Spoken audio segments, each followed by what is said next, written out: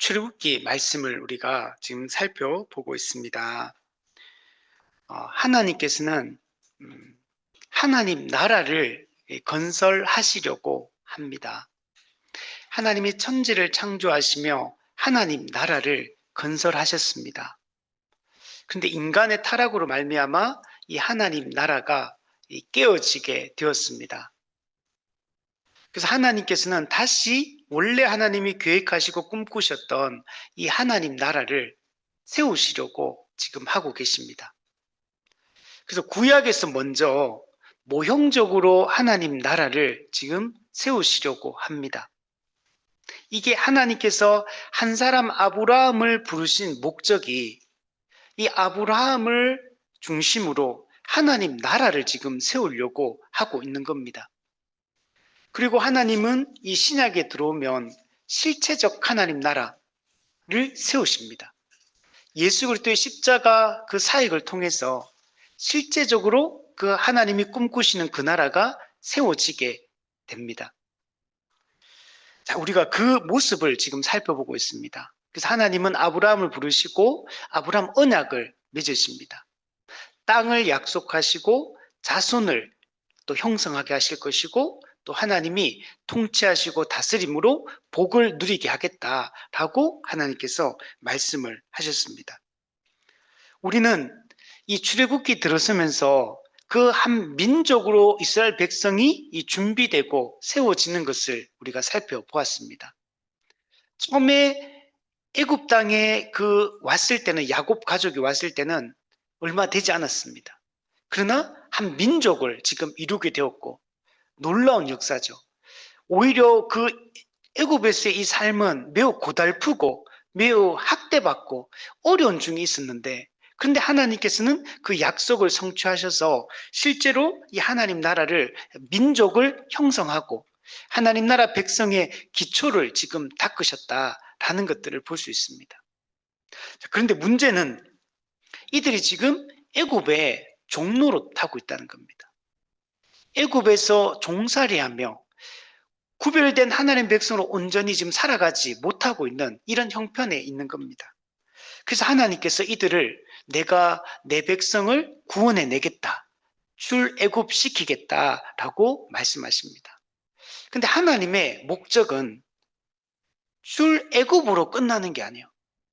출애굽은 단순히 애굽으로부터 빠져나오는 것만 이야기하는 게 아니고 사실 더 중요한 것은 빠져나오게 해서 가나안 땅에 들어가게 하는 데 목적이 있는 겁니다.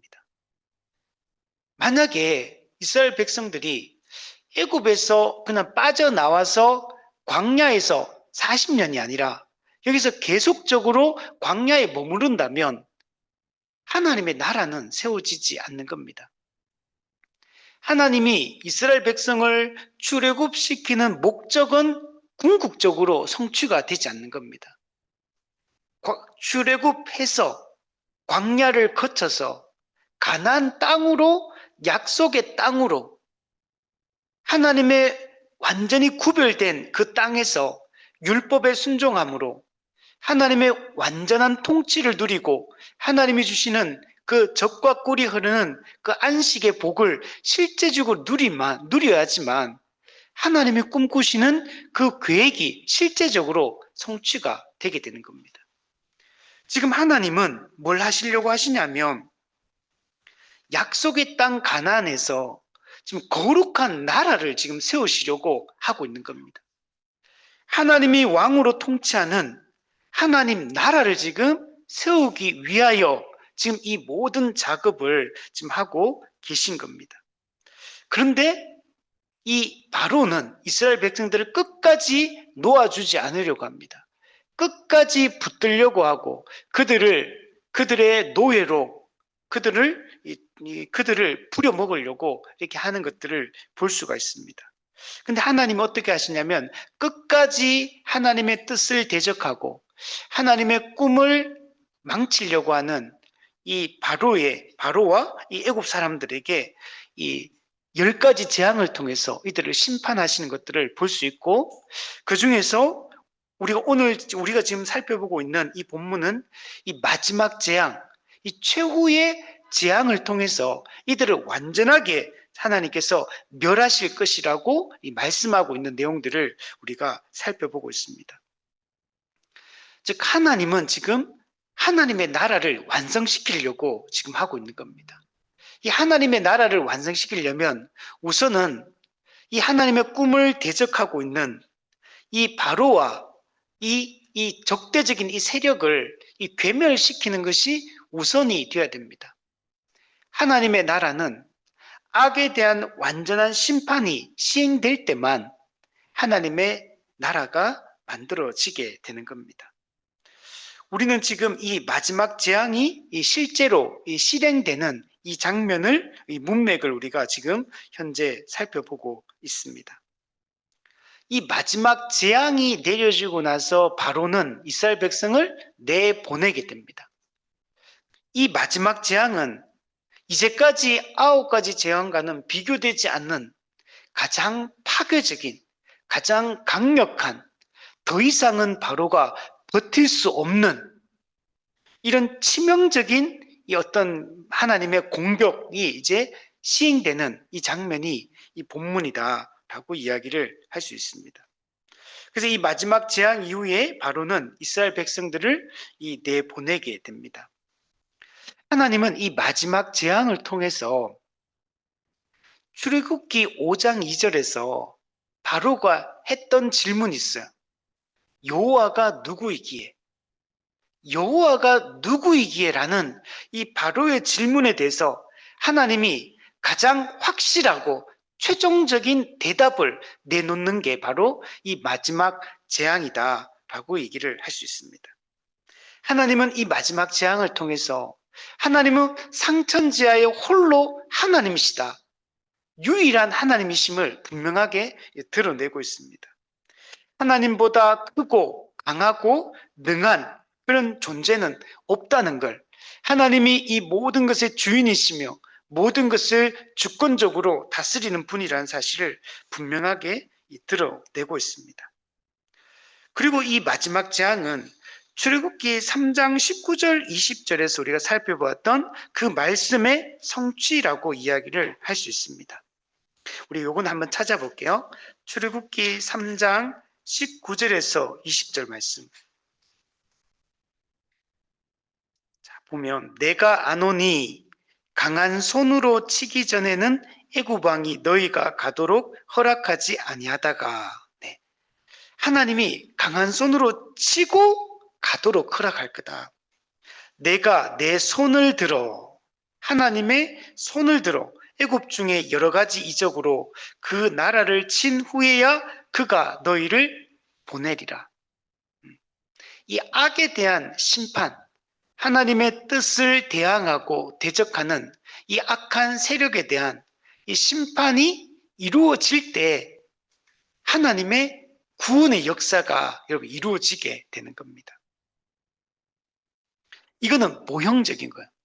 이게 실제적으로 언제 이루어지냐면 예수님의 십자가 초림 사역을 통해서 마귀의 결정적 패배가 이루어지게 됩니다. 마귀의 권세가 어떻게 됩니까? 마귀가 결박당했다. 무력화되었다. 무장 해제되었다. 그리고 완전히 마귀의 그 멸망이 언제 재림 때 이제 이루어지게 됩니다. 그래서 실제로 이 하나님의 마귀 악한 영적 세력에 대한 이 하나님의 이 심판, 이것을 암시해 주는 사건이 이 출애굽의 이 바로와 애굽에게 내려진 이 10가지 재앙이라고 할 수가 있는 겁니다. 우리는 이 마지막 재앙을 통해서 더욱더 분명하게 우리가 알 수 있는 것이 이 하나님의 심판의 이중성입니다. 하나님의 심판은 이 이중적 이 국면을 가지고 있는 겁니다. 택한 자기 백성은 구원하시고 하나님의 뜻을 대적하는 이 애굽 사람들은 하나님 멸망시키는 것을 볼 수가 있습니다. 여러분, 하나님이 궁극적인 하나님의 뜻은 하나님 나라를 건설하는 데 목적이 있습니다. 그런데 이 하나님 나라 건설이 어떻게 이루어지냐면 이 악을 괴멸시키는 것에서 하나님의 뜻을 대적하는 모든 세력들을 심판하는 것에서 이 구원이 완성되고 하나님 나라가 완성되는 것을 우리는 볼 수가 있는 겁니다. 신약 시대를 살아가는 우리는 이미 이 결정적 이 승리가 우리에게 이미 우리는 이 얻은 존재로서 현재 우리는 살고 있는 겁니다. 우리는 이미 그리스도 안에서 이미 승리한 존재로 서 있고 이미 하나님 나라 백성으로서 이미 임한 하나님 나라를 실제적으로 누리며 살아갈 수 있도록 우리가 살아가고 있습니다. 우리가 어떤 존재인지를 우리가 늘 기억하는 것이 매우 중요합니다. 자, 우리 29절 30절 말씀 실제적으로 어떻게 이것이 이루어지는지를 한번 살펴보겠습니다. 우리 29절 30절을 보면 밤중에 이렇게 밤중은 언제를 얘기합니까? 6월절이 이루어지는 그 니산을 14일 저녁 이 6월절 밤중에 애굽 땅에서 모든 처음 난 것 곧 왕이 앉은 바로의 장자로부터 옥에 갇힌 사람의 장자까지와 가축의 처음 난 것을 하나님께서 다 치셨습니다. 그 결과 어떤 일이 일어나냐면 그 밤에 바로와 모든 신하와 애굽 모든 사람이 잠자리에서 일어났다. 그리고 애굽에 큰 부르짖음이 있었다. 그 이유가 뭐냐면 애굽 나라에 어떤 가정도 죽임을 당하지 않은 가정이 하나도 없었기 때문에 모든 집에 이 죽음의 재앙이 이르렀기 때문에 그래서 이들이 큰 부르짖음으로 애통했다라고 얘기를 합니다. 이 밤중에 지금 이 일이 일어납니다. 14일 저녁. 이 밤은 마지막 재앙이 여러분 실행되는 이 밤입니다. 근데 또한 이 밤은 어떤 밤이냐? 6월절 어린 양을 잡는 밤이에요. 그리고 6월절 어린 양의 피를 바르는 그 밤. 그래서 죽음의 재앙이 넘어가서 구원을 받는 밤이기도 합니다. 그러니까 이스라엘 백성에게는 구원의 밤이요 해방의 밤이지만 애굽 사람들에게는 이 밤은 죽음의 밤이요 공포의 밤이요 절망의 이런 밤이라고 할 수가 있습니다. 그러면 하나님의 임하심은 이 이중적 성격을 가지고 있다는 걸 우리가 명백하게 볼 수가 있습니다. 이거는 예수님이 이 땅에 오신 목적을 설명하는 누가복음에도 보면 이게 잘 나타납니다. 예수님은 이 땅에 자신이 오셨을 때 무엇을 위해 오셨다고 말씀하시냐면 천사를 통해 하는 말을 들어보면 하나님은 이스라엘의 패함과 흥함을 위해서 이 땅에 왔다. 누군가는 패하게 하고 누군가는 흥하게 하기 위해서 이 땅에 예수님은 오셨다라고 얘기합니다. 그러니까 우리가 예수님이 이 땅에 성육신 하실 때 그냥 세상을 구원하기 위해서만 오셨다라고 생각하잖아요. 근데 그게 아니라 예수님의 이 땅의 성육신은 택한 자를 구원하기 위함도 있지만 또 하나님을 믿지 않고 주님을 사랑하지 않고 따르지 않는 그들을 심판하기 위해서 이 땅에 오셨다라고 말씀하고 있습니다. 성경에 보면 예수님이 이 땅에 오셨을 때 내가 세상을 구원하기 위하여 오셨다 이런 표현들도 나오지만 세상을 불화하게 하기 위해서 왔다. 내가 화평을 주러 온 줄 아느냐? 내가 검을 주러 왔다. 이런 말씀들도 동시에 같이 하고 있다는 것들을 볼 수가 있는 겁니다. 그러니까 예수님의 이 땅에 오심이 양면성을 가지고 있는 거예요. 예수님의 오심 그 자체가 이 구원을 위한 것이요 심판을 위한 것입니다. 이건 예수님의 재림도 마찬가지라는 거예요. 예수님이 이 땅에 오실 때 여러분 뭐라고 얘기합니까? 재림과 관련해서 항상 나오는 표현들 어떤 겁니까? 심판의 심판. 하나님이 자신의 심판권을 예수님에게 위임해 주셔서 예수님이 인자됨으로 말미암아 심판하는 권한을 받고 예수님이 마지막 그리스도의 심판대 앞에서 모든 죽은 자와 산 자를 심판하실 것이라고 말씀하고 있어요. 예수님의 이 재림이라는 건 항상 심판과 관련이 되어 있습니다. 근데 예수님의 재림은 근데 심판과만 또 관련된 게 아니에요. 제가 지금 서신서를 계속 이제 꼼꼼하게 읽으면서 이제 묵상하면서 이제 통독을 하고 있는데 이 서신서를 보면서 제가 이번에 서신서 쭉 읽으면서 어떤 걸 제가 많이 느꼈냐면 예수님의 재림에 대한 이야기가 너무 많아요. 예수님이 다시 이 땅에 나타나실 것, 다시 임하실 것에 대한 이 표현들이 엄청나게 많구나. 서신서에 너무 많아요. 제가 깜짝 놀랐어요. 이번에 읽으면서. 이렇게 많다고? 그냥 재림 그 자체를 얘기하기 위해서만 어떤 본문이 계속 진행되지는 않아요. 대부분 다. 그런데 항상 어떤 본문이든 예수님의 재림을 기다리고 이 고대하는 이 측면, 이게 너무 표현이 너무 많이 반복돼. 근데 이거는 전부 다 어떤 맥락과 또 연결이 되냐면 예수님이 이 땅에 다시 오시면 아까 했던 심판, 믿지 않는 자들을 심판하기 위함이다. 이것도 많이 기록이 돼 있지만 근데 재림을 얘기하고 다시 오심을 나타낼 때는 소망과 관련해서 항상 이 표현이 많이 등장해요. 믿는 자의 소망을 위해서 예수님이 재림하신다. 소망과 관련돼 있다. 오늘 아침에도 읽으면서 영원한 소망, 재림은 우리에게 영원한 소망을 주는 것과 이런 관련이 되어 있는 거예요. 그러니까 초림도 재림도 이 구원의 맥락과 이 불신자에 대한 심판의 맥락이 항상 동시에 가고 있는 거예요. 그러니까 초림도 마찬가지고 재림도 마찬가지고 이거는 이 출애굽기에서도 이 맥락이 계속 연결되고 있다는 걸 알 수 있고 구약의 선지서를 보면 항상 이것도 맥락이 똑같아요. 선지서를 읽어보면 심판에 대한 메시지를 쭉 얘기하다가 갑자기 구원 얘기를 해. 구원 얘기 쭉 문맥이 구원 얘기 같아. 구원 얘기 딱 하는데 갑자기 문맥이 한순간에 예를 들면 20절에서 구원을 얘기했는데 21절에서 갑자기 심판 얘기를 해. 갑자기 23절에 또 구원 얘기해. 이게 막 얼마나 이게 빠르게 바뀌는지 이게 도대체 심판 얘기하는 맥락인지 구원 얘기하는 맥락인지 모를 정도로 한 본문 안에 한 맥락 안에서 이게 동시적으로 나타난다는 것들을 알 수가 있는 겁니다. 이게 우리한테 매우 중요한 겁니다. 그래서 우리는 이 구원과 심판이 동전의 양면과 같은 것이고 그래서 우리가 늘 이것을 기억할 필요가 여러분 있는 겁니다.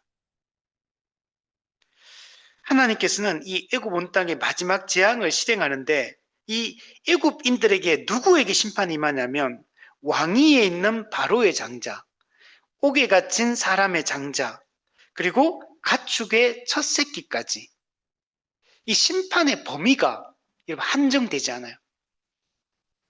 하나님을 믿지 않는 모든 자. 그래서 뒤에 보면 뭐라고 합니까? 애굽 온 나라의 죽임을 당하지 아니한 집이 하나도 없었다. 여러분 하나님을 믿지 않는 모든 자에게는 여러분 죽음의 재앙이 여러분 임하는 겁니다. 사회적 지위와 여러분 상관이 없어요.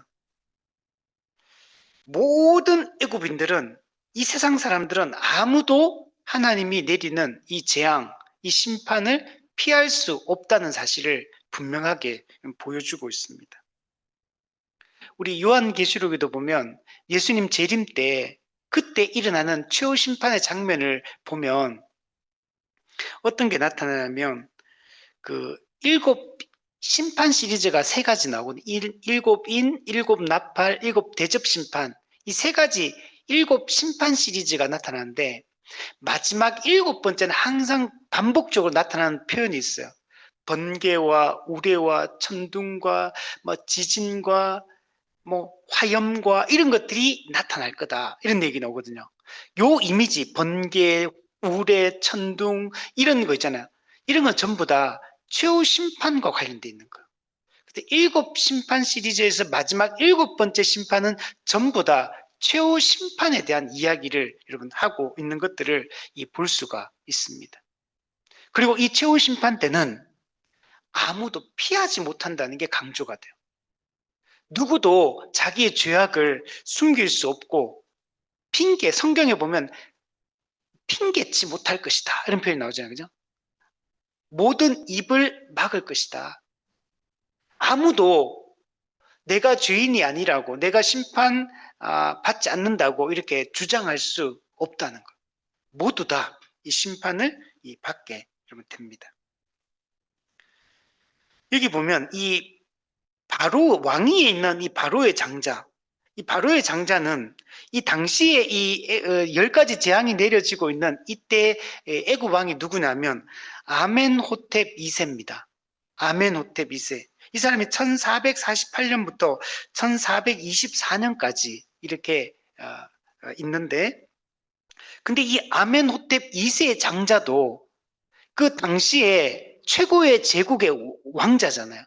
근데 그 왕자도 자기 목숨을 부지하지 못해요. 하나님의 심판은 아무도 막을 수가 없어요. 피할 수 없습니다. 아무리 세상적인 권세를 가지고 있고, 아무리 돈이 많다 하더라도, 아무리 건강하다 하더라도, 여러분, 이 장자의 죽음은 한순간에 이루어지는 거예요. 아무도 여러분 피할 수 없습니다. 그래서 이 나중에 보면 아멘호텝 2세를 뒤를 이어서 투트모스 4세가 왕이 되거든요.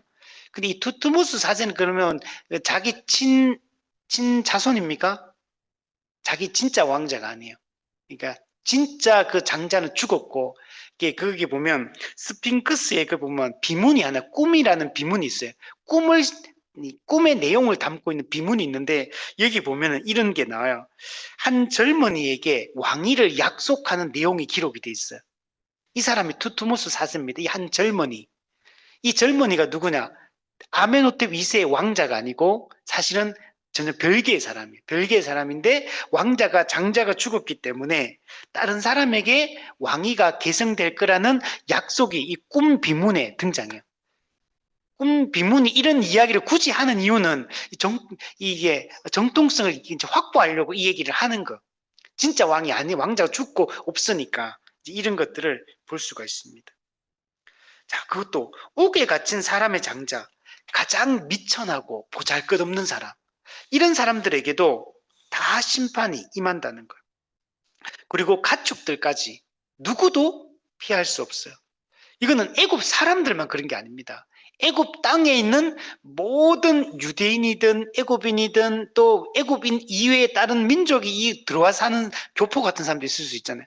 그런 사람들조차도 누구든지 유월절 어린 양의 피를 바르지 않은 모든 자에게 하나님의 심판이 임하는 것을 볼 수가 있습니다. 얼마나 이 마지막 재앙은 철저한 심판인지를 보여주고 있어요. 가장 높은 자로부터 가장 낮은 자까지 누구도 하나님의 심판은 피할 수가 여러분 없는 겁니다.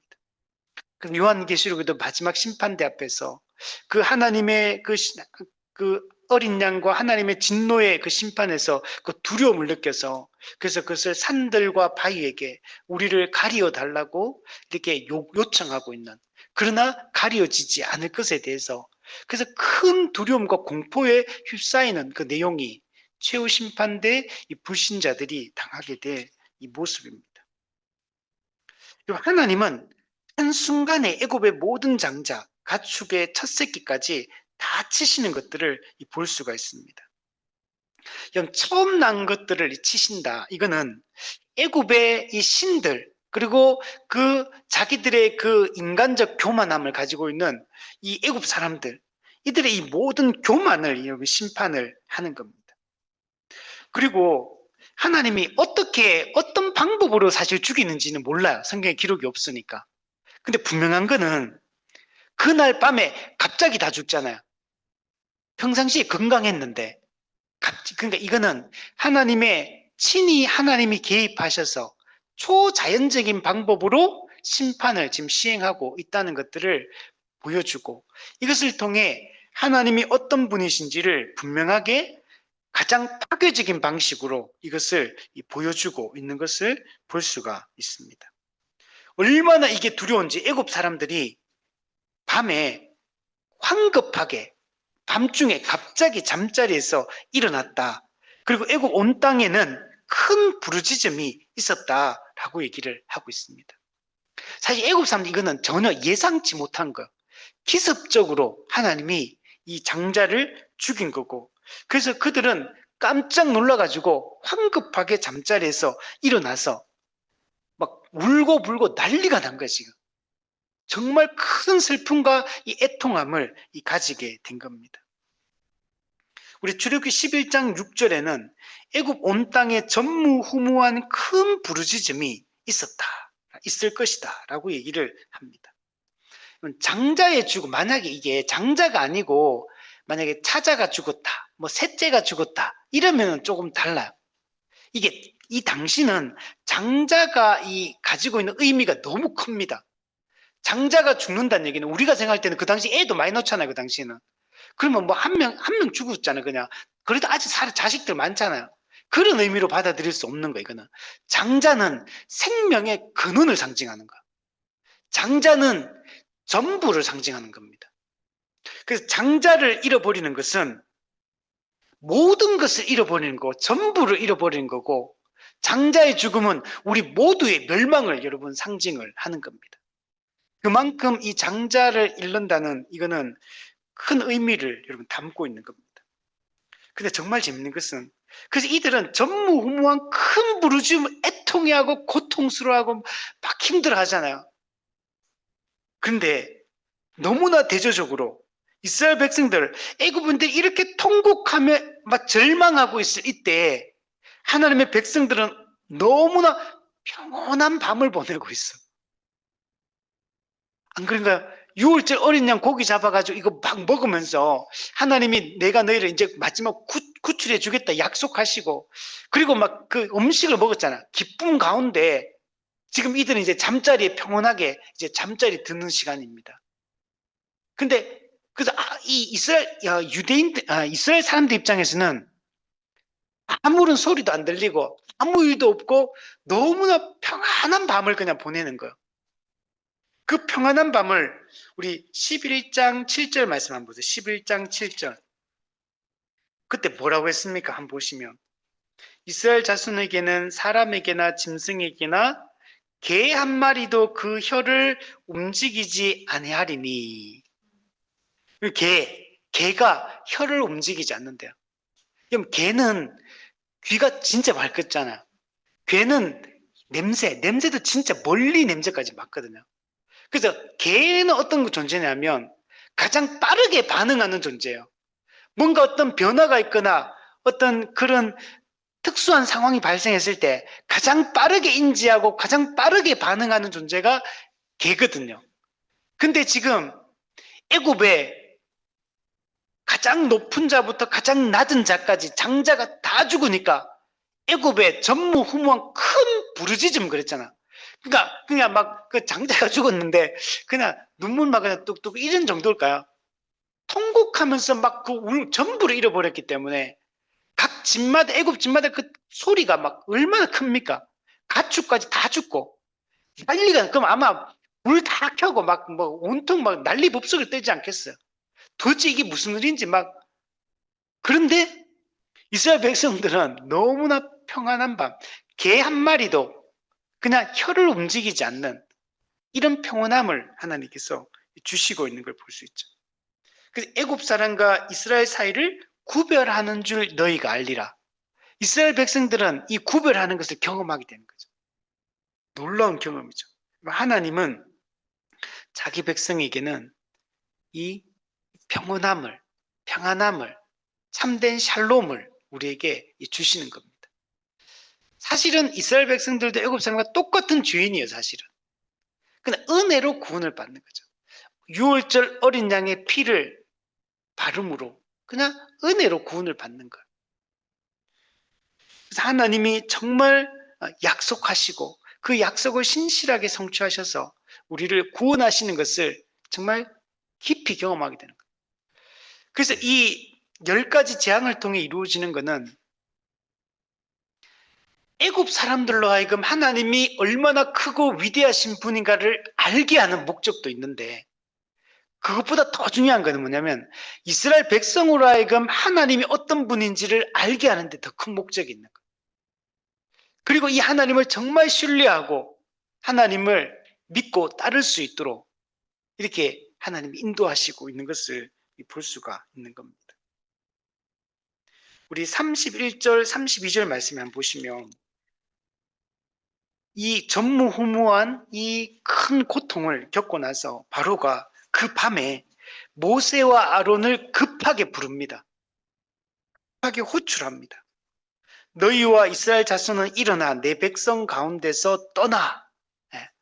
이제까지 그토록 안 보내주려고 붙잡아 두려고 그렇게 했는데 이제는 이 밤중에 모세와 아론을 호출해서 떠나. 너희 말대로 모세와 아론이 했던 말대로, 이 말은 하나님께서 이미 예고하신 대로 하나님의 뜻대로 가서 여호와를 섬기며 이제까지 애굽 신을 섬기도록 이렇게 그렇게 붙잡아두는데 이제는 가서 여호와를 섬기고 너희가 말한 대로 너희 양과 소도 몰아가고, 양과 소, 우리 맨 마지막에 바로가 양과 소는 내버려 두고 가라 그랬잖아요 그때. 근데 이제는 마지막으로 양과 소도 몰아서 가고, 그리고 나를 위하여 축복하라, 나를 위해 축복해달라, 이렇게까지 얘기를 하고 있는 것을 볼 수가 있습니다. 긴급하게 호출한 겁니다. 긴급하게. 바로가 이런 사람이 아닙니다, 여러분. 얼마나 완악하고 오면은 얼마나 하대하고 함부로 하고 막 그저 무시하고 막 이렇게 했습니까? 근데 지금 뭐라고 하면 이제는 긴급하게 호출해서 불러들이라. 이 장자의 죽음 재앙이 바로에게 준 이 충격은 그 이전에 9가지 재앙도 대단했잖아요. 근데 그때 겪었던 거하고는 상대도 되지 않는 그런 충격을, 너무나 큰 충격을 받았기 때문에 더 이상 버틸 수 없다라는 걸 깨닫고 이렇게 모세와 아론을 부른 겁니다. 그럼 우리 10장 28절 말씀 한번 보세요. 10장 28절. 거기 보면 바로가 모세와 마지막 대면하는 장면이 나오거든요. 그 이후에는 만난 적이 없어요, 사실은. 이때 마지막 대면하는 장면에서 뭐라 그랬냐면 다시 내 얼굴을 보지 말라. 다시 내 얼굴을 보면 너 죽는다. 내 죽여버린다. 이렇게 말했잖아요. 바로가 분명히 얘기했거든. 다시는 너하고 말 안 하겠다. 소통하지 않겠다. 이렇게 명백하게 얘기했어. 그때 모세도 뭐라 했습니까? 내가 다시는 왕의 얼굴을 보지 아니하리이다. 모세도 만날 일 없다. 이제 안 만나겠다. 이렇게 얘기를 했거든요. 근데 지금 상황이 너무나 다급하고 긴급한 거. 그러니까 모세와 아론을 다시 불러와라. 이렇게 바로가 하는 겁니다. 자기가 했던 말을 어기는 거죠. 그만큼 이 상황이 긴급한 거예요. 사실 바로의 신하들 같은 그 이전에 애굽이 망한 줄 아직도 모릅니까? 이렇게 말하면서 조금 더 빠르게 이걸 인지했는데 바로 같은 경우는 끝까지 이걸 인정하지 않고 거부하고 하나님을 대적했는데 드디어 이렇게 부르는 것을 볼 수가 있습니다.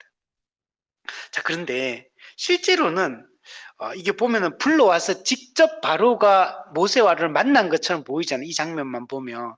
근데 실제로는 이제 직접 만난 건 아닌 것 같습니다. 우리 11장 8절 말씀에 보면 11장 8절, 11장이 그 마지막 재앙을 예고하는 내용이었잖아요. 근데 거기에 보면 왕의 신하가 내게 내려와 절하되, 그러니까 왕의 신하가 내게 내려와 절했다라는 걸 보면 바로가 직접 만난 게 아니고 바로가 신하를 보내가지고 그 바로의 뜻을 이렇게 전달했고 그렇게 이게 일이 진행되었구나라는 것들을 알 수가 있습니다. 실제로 다시 보지 않겠다고 나서 나중에 그리고 나서 이제 떠나잖아요. 그러니까 바로와 모세가 다시 직접 대면한 거는 그때가 마지막이었던 게 맞는 것 같아요. 자, 그래서 중요한 거는 모세와 아론이 이때까지 얼마나 많이 바로에게 요구했습니까? 하나님의 백성을 보내달라. 하나님을 우리가 광야에 가서 예배하겠다. 이렇게 했을 때 번번이 거절했거든요. 근데 마침내 이 10번째 재앙이 임하고 나서 이 모세의 요구가 받아들여지게 됩니다. 바로는 이 이스라엘 백성이 애굽을 떠나는 것을 이렇게 허용하고 있는 것을 볼 수가 있습니다. 우리는 이것을 통해서 하나님의 구원 계획은 이 간교하고 이 완악한 인간들이 아무리 방해하고 아무리 대적하고 아무리 저항할지라도 하나님이 계획하신 것은 하나님이 정한 때에 반드시 이루어진다는 것을 우리는 보게 됩니다. 하나님의 뜻을 대적하고 막을 수 있는 존재는 아무도 없습니다. 하나님이 작정하신 모든 것은 반드시 성취가 됩니다. 하나님의 정한 때에 하나님이 정한 방식으로 모든 것이 다 성취된다는 것을 우리는 여기서 알 수가 있습니다. 우리는 이것을 하나님의 정한 때, 이 카이로스, 하나님의 정한 시간에 모든 것들이 이루어지게 되는 것입니다. 하나님은 언약하시고 그 언약을 신실하게 성취하셔서 자기 백성을 구원하시고 하나님이 원래 꿈꾸셨던 하나님의 나라를 반드시 완성하시는 분이심을 우리가 신뢰를 해야 됩니다. 에베소서 1장 9절에 보면 그 뜻의 비밀을 우리에게 알리신 것이요 그의 기뻐하심을 따라 그리스도 안에서 때가 찬 경륜을 위하여 예정하신 것이다.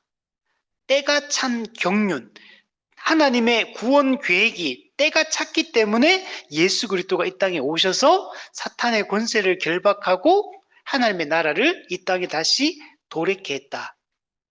이 모든 것은 하나님의 정한 때, 하나님의 구원 경륜 가운데 이것이 다 이루어지고 있다라고 하는 것을 볼 수가 있습니다.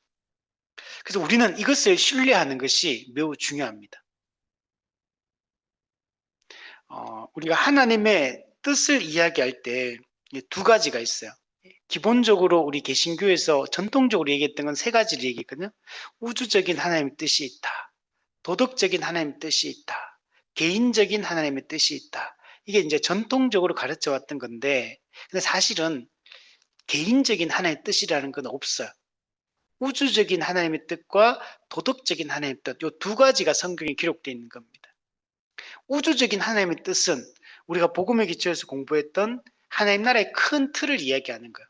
창조, 타락, 구속, 완성, 하나님 나라 창조, 하나님 나라 상실, 하나님 나라 회복, 하나님 나라 완성. 이게 하나님의 정한 뜻입니다. 이 우주적인 이 하나님의 뜻의 방향으로 역사가 지금 흘러가고 있는 거. 이 역사가 이 방향 위에 창조, 타락, 구속, 완성이라는 이 사중 틀을 벗어나서 역사는 절대로 흘러가지 않습니다. 하나님 작전 가운데 이 방향으로 쭉 흘러, 이걸 우주적인 하나님의 뜻이다라고 얘기하는 거. 도덕적인 하나님의 뜻은 이 성경에 기록되어 있는 이 하나님, 이 세상에 대한 또 하나님 백성에 대한 하나님의 이 모든 이 가르침들을 얘기하는 것.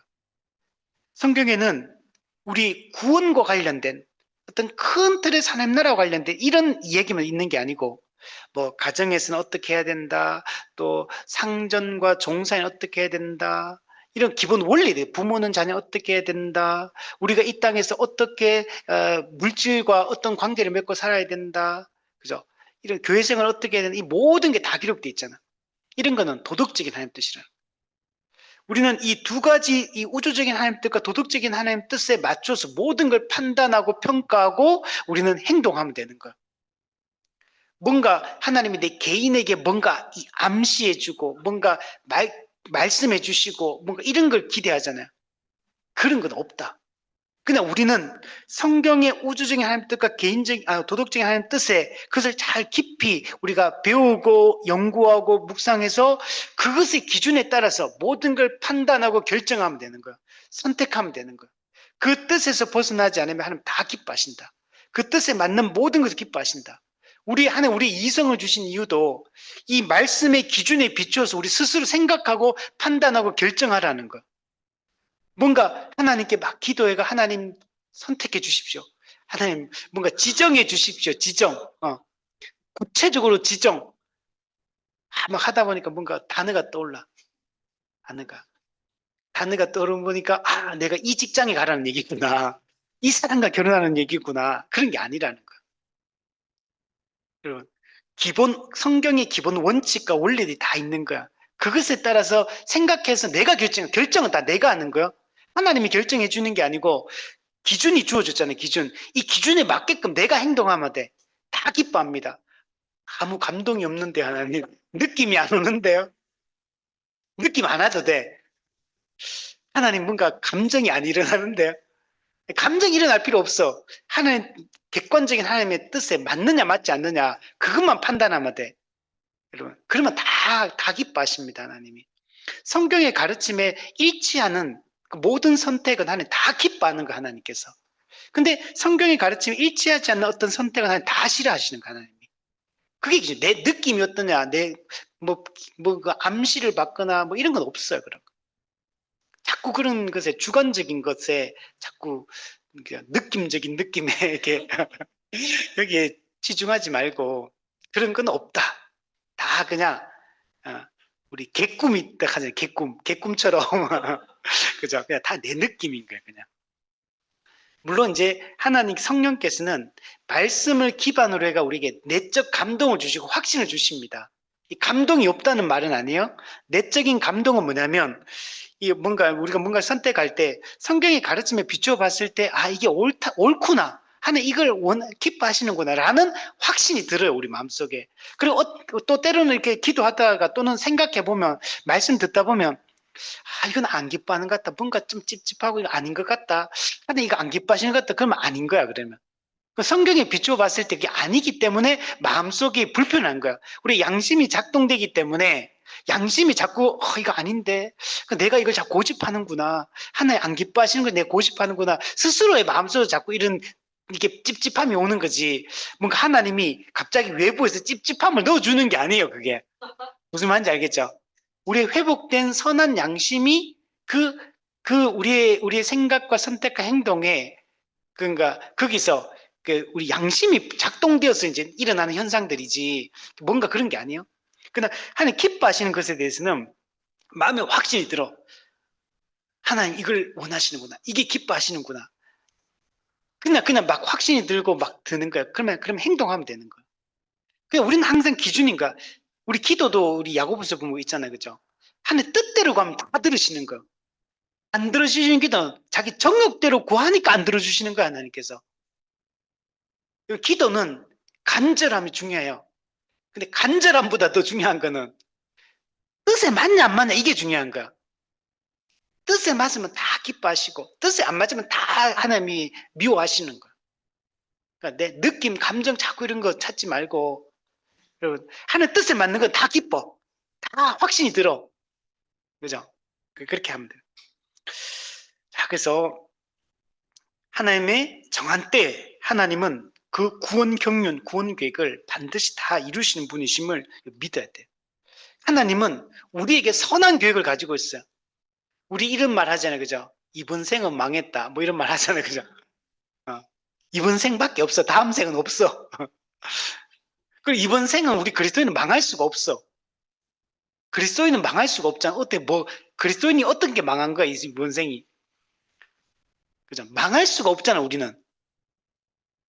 그래서 하나님이 선한 계획을 가지고 계시고 그 선한 뜻대로 자기 백성을 인도하시고 하나님의 나라를 누리게 하신다. 그래서 모든 참된 그리스도인들은 이 땅에서 늘 성공적인 삶을 살아가는 그런 존재예요. 이미 승리한 자로서 이 땅을 살아가는 존재임을 우리가 잊지 않아야 됩니다. 그래서 뭔가 우리 그럴 수는 있어요. 뭘 하다가 뭔가 내가 꿈꾸고 준비했던 게 안 이루어질 수는 있어. 근데 그게 망한 건 아니에요. 그건 하나님이 우리가 열심히 해도 안 될 때는 또 하나님 뜻인 거예요. 그것도. 그럼 받아들이고 그러면 또 내가 그 상황에서 또 내가 또 다른 일들을 또 열심히 하면 되는 거야. 그런 것들이 중요한 건 아닙니다. 자, 이전에는 어떻게 하든지 붙잡아 두려고 했던 이 바로가 이제는 어린 자녀들 그리고 가축까지 이제 다 데리고 가서 하나님을 섬기라고 재촉하고 있습니다. 우리 33절에 보세요. 그 백성을 재촉하여 그 땅에서 속히 내보내려 한다. 그 전까지는 어떻게든 막 붙잡아 두려고 막 했었는데 그래서 그 전에 바로가 뭐라고 했습니까? 너희가 가서 예배를 드려라. 그런데 어디서 드리냐? 이 땅에서, 애굽 땅에서 예배 드려라. 그러니까 안 된다. 그러니까 뭐라 합니까? 너무 멀리 가지는 마라. 바로는 사흘 길쯤 광야로 들어가서 했는데 너무 멀리 가지 마라 이렇게 말했죠. 그러니까 또 이번에는 가기는 가라. 근데 너희 장정만 성인들만 가라. 또 안 된다 그러니까 이제는 양과 소는 머물러 두고 어린아이는 데리고 가라. 또 이렇게 얘기해요. 계속 조건이 바뀌어요. 계속 조건을 걸고 어떻게든 막 안 보내주려고 그렇게 했는데 근데 지금은 이제 뭐라 그럽니까? 양과 소도 몰아가라. 그리고 막 어떻게 재촉한다. 빨리 나가라고. 빨리 나가라고. 왜? 지금 여기 너희들이 남아있으면 계속 재앙이 임하니까 두렵다는 거죠. 그래서 빨리 나가라. 이렇게 하는 것들을 볼 수가 있습니다. 실제로 하나님이 출애굽기 3장에서 약속하셨던 그 약속이 실제적으로 성취되는 것을 볼 수가 있습니다. 여러분, 하나님의 뜻은 어떤 불리한 여건과 환경에도 반드시 성취됩니다. 하나님의 뜻에 대항하거나 회방하는 자들은 반드시 다 파멸에 이르게 된다는 사실을 우리는 잊지 말아야 되고 우리는 하나님의 선하신 뜻에 복종하고 헌신하며 우리 살아가는 것이 중요합니다. 그럼 하나님은 이 바로의 이 강팍함, 완악함, 이 세상의 이 강팍함, 그럼 하나님은 다 꺾으십니다. 그래서 하나님의 능력을 부인할 수 없도록 하나님이라는 존재를 부정할 수 없도록 하나님은 자신이 어떤 분인가를 분명하게 여러분 드러내시는 것을 볼 수 있습니다. 심지어 바로가 뭐라면 나를 위해 축복하라 이렇게 얘기하는 것을 볼 수 있습니다. 바로는 지금 하나님의 능력에 압도당한 거예요. 그리고 하나님의 능력뿐만 아니라 이 모든 일을 행하고 있는 모세의 그 권위 앞에 완전히 이제는 압도당해가지고 그 전까지는 얼마나 무시하고 그저 자기를 막 자랑하고 교만하게 행동했습니까? 근데 이제는 재촉하여 어떻게든 내보내려고 이렇게 정말 이렇게 하는 이 연약한 이런 바로의 모습을 볼 수가 있습니다. 그래서 다시는 이런 재앙이 애굽 땅에 임하지 않도록 축복을 빌어달라고 이렇게 얘기하는 것을 볼 수가 있습니다.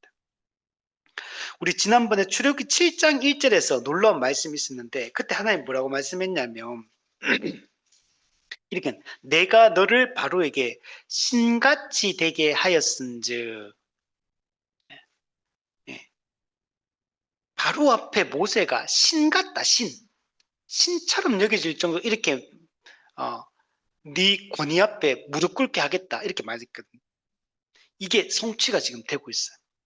우리 출애굽기 3장에도 뭐라고 했냐면 그 사람 모세는 애굽 땅에 있는 바로의 신하와 백성의 눈에 아주 위대하게 보였더라. 아주 위대하게 보이게 하나님이 만들었어요.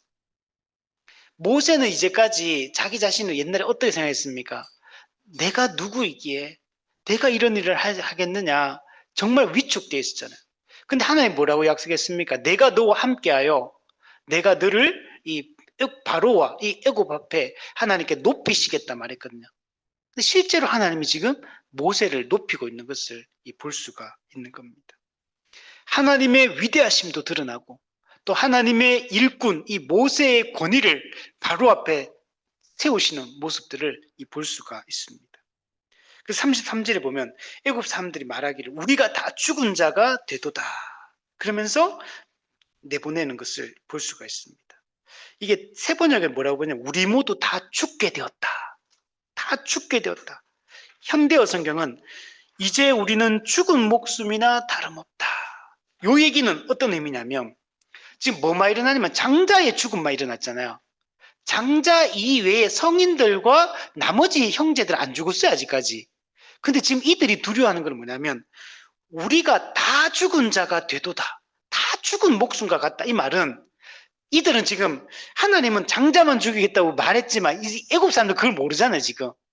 그러니까 장자만 죽는 게 아니라 다 죽을 것 같은 거야 지금. 그러니까 이들은 엄청난 두려움을 이 불안함을 느낄 수밖에 없는 겁니다. 바로는 이제까지는 이스라엘 민족 어떻게 생각해요? 우리 노예 이렇게 생각했잖아요. 노예 민족 이렇게 생각했는데 이들이 정말 크신 하나님의 위대한 하나님의 그 백성이라는 사실을 이제는 인정하지 않을 수가 없는 겁니다. 그러니까 이제 빨리 내보내는 것만이 우리가 살 길이다.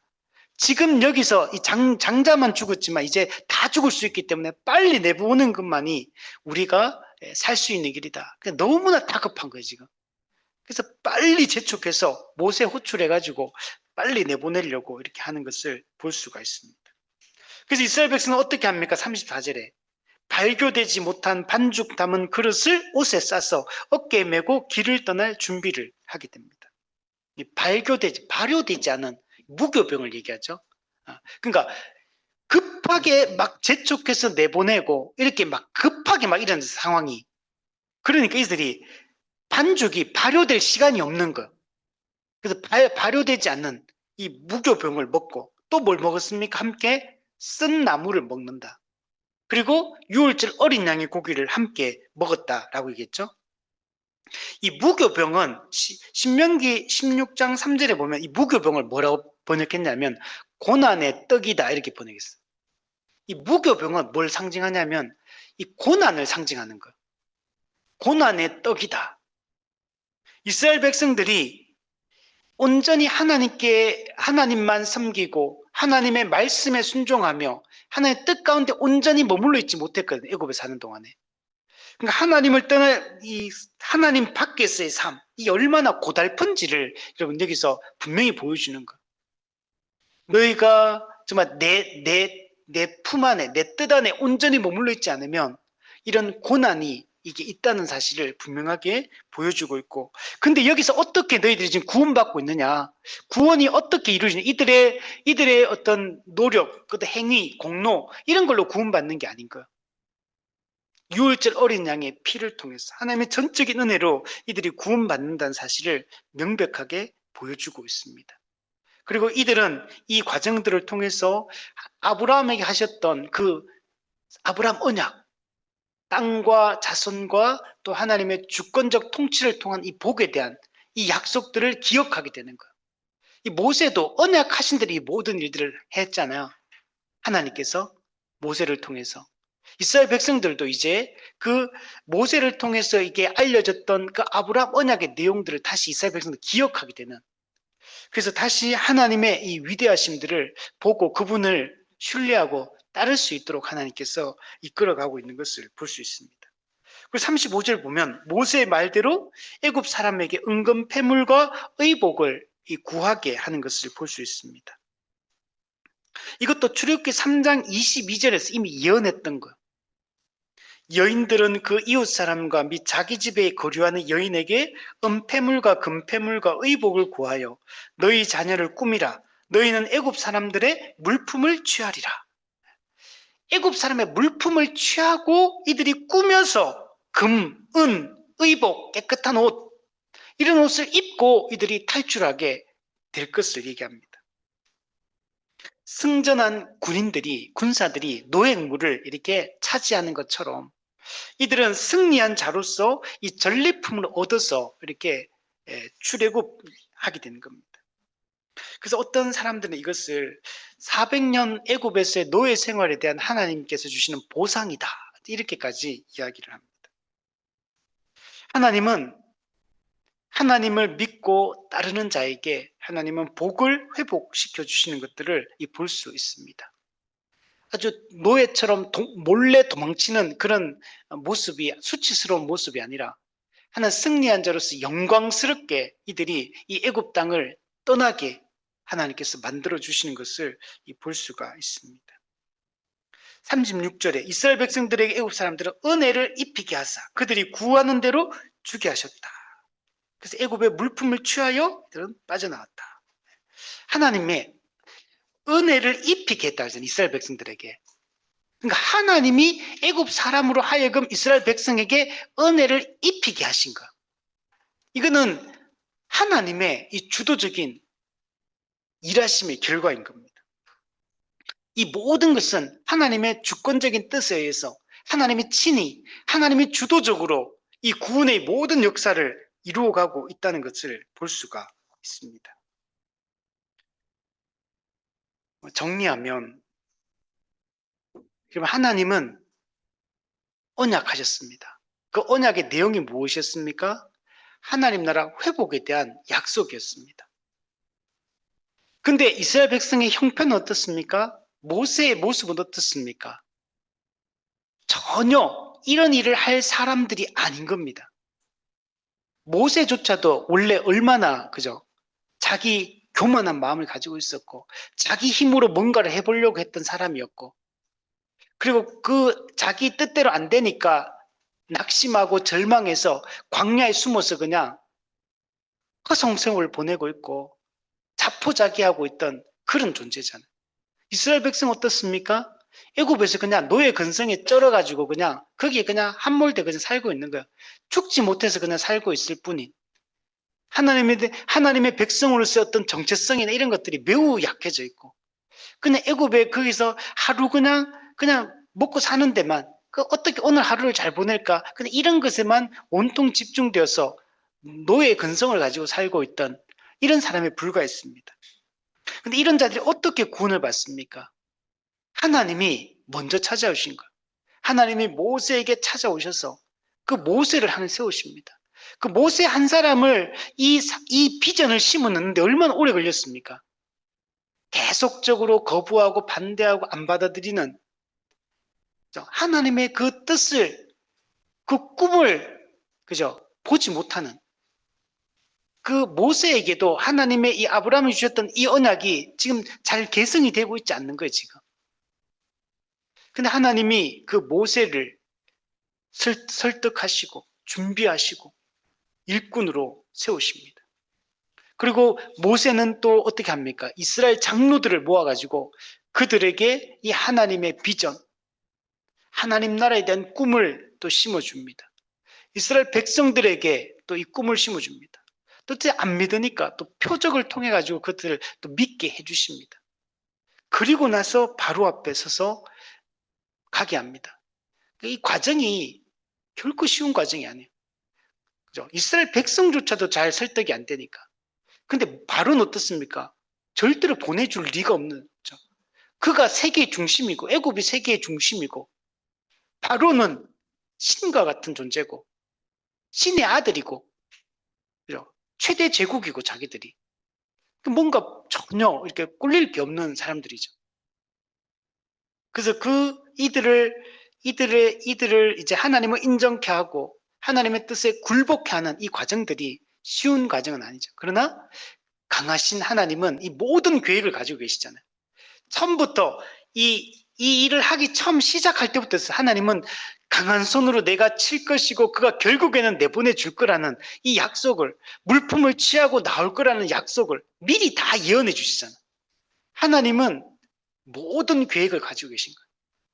하나님은 그리고 이 모든 자신의 약속을 성취할 능력을 가지고 계신 분입니다. 세상으로 하여금 하나님을 인정케 하십니다.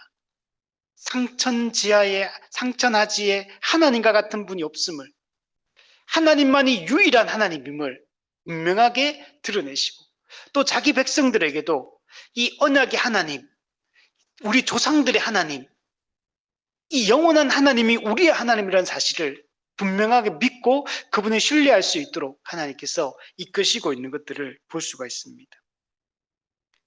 여러분, 어떤 방해와 어떤 고난이 있더라도 하나님의 구원은 반드시 성취가 됩니다. 이것이 언제 성취됩니까? 유월절 어린 양의 이 죽음을 통해서 이 모든 것이 그리스도 안에서 다 성취가 되어집니다. 죄와 사망의 권세를 깨뜨리고 마귀를 결박하고 우리를 하나님 나라로 인도해 주고 계신 겁니다. 우리는 이미 이만 하나님 나라에 들어와서 우리가 한 몸 된 지역교회로 살아가므로 우리는 이 천국을 지금 맛보고 여러분 있고, 우리가 이것을 완전하게 우리가 이것을 이제 누리게 될 겁니다. 주님이 다시 오실 것이고 하나님의 이 뜻이 이제 궁극적으로 최종적으로 완성되게 될 겁니다. 우리가 그 날을 소망하며 이 영원한 소망, 이 산 소망을 가지고 우리 살아갔으면 좋겠습니다.